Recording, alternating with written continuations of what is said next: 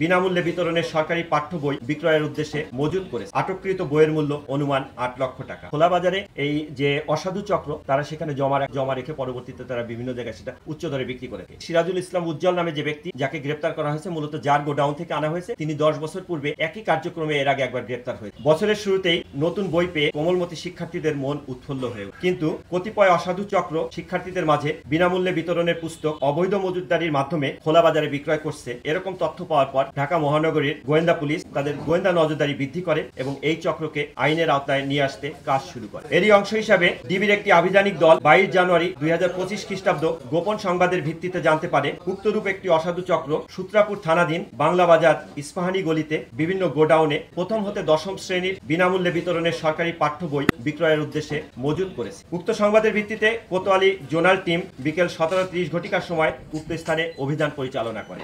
অভিযান পরিচালনা করে সিরাজুল ইসলাম উজ্জ্বল এবং দেলোয়ার হোসেনকে আটক করে। এ সময় তাদের হেফাজতে থাকা প্রায় 10,000 বিনামূল্যে বিতরণের সরকারি বই উদ্ধার করা হয়। আটককৃত বইয়ের মূল্য অনুমান 8 লক্ষ টাকা। উক্ত ঘটনার বিষয়ে আইনানুগ ব্যবস্থা প্রক্রিয়াধীন রয়েছে। এছাড়া এই চক্রের সাথে জড়িত অন্যান্যদের গ্রেপ্তার ও অবৈধ মজুতদারির বিরুদ্ধে ডিবির অভিযান অব্যাহত রয়েছে। আমরা ন্যাশনাল কারিকুলাম টেক্সট বুক বোর্ডের চেয়ারম্যান মহোদয়ের সাথে কথা বলেছি। তা আমরা যেটা করব যে বিজ্ঞ আদালতে আমরা একটা আবেদন দিব যে বইটা যেন আমরা বিজ্ঞ আদালতের আদেশ মোতাবেক আমরা ন্যাশনাল কারিকুলাম টেক্সট বুক বোর্ডকে ফেরত প্রদান করতে পারি এবং ফেরত প্রদানের করলে তৎপরবর্তী তারা হয়তো সেই ক্ষেত্রে ব্যবস্থা নেবেন। তবে এই ক্ষেত্রে বিজ্ঞ আদালতের আদেশের উপরে আমরা ব্যবস্থা নিই। আমাদের কাছে প্রাথমিক তথ্য যেটা, সেই তথ্য অনুযায়ী যেটা আমরা জানতে পেরেছি এ পর্যন্ত জিজ্ঞাসাবাদ করে, যে বইগুলো সাধারণত যে প্রসেসে করা হয় ন্যাশনাল কারিকুলাম টেক্সট বুক বোর্ডের এখানে উৎপাদন বিতরণ এবং নিয়ন্ত্রণ নামে একটা শাখা আছে, যে শাখা থেকে যথাযথ যে ওপেন টেন্ডারের মাধ্যমে কার্যাদেশ প্রদান করা হয় বিভিন্ন প্রেস বইগুলো ছাপায় এবং বাঁধানোর পরে এই মাউসির মাধ্যমে সেটা বিতরণ অর্থাৎ সেই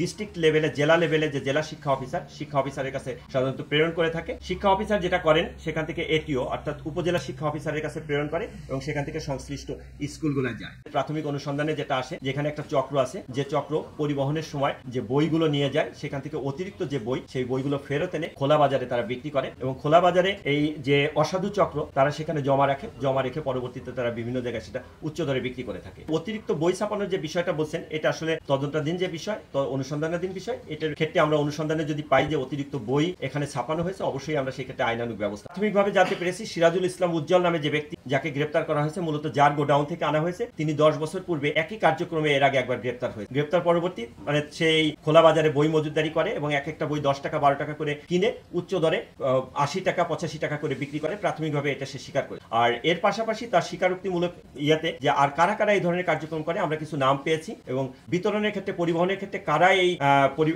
অনিয়মের সাথে সংশ্লিষ্টতা আছে তাদেরও কিছু নাম পেয়েছি। তাদেরকে আইনের আওতায় আনার বিষয়টা আমাদের প্রক্রিয়াধীন রয়েছে।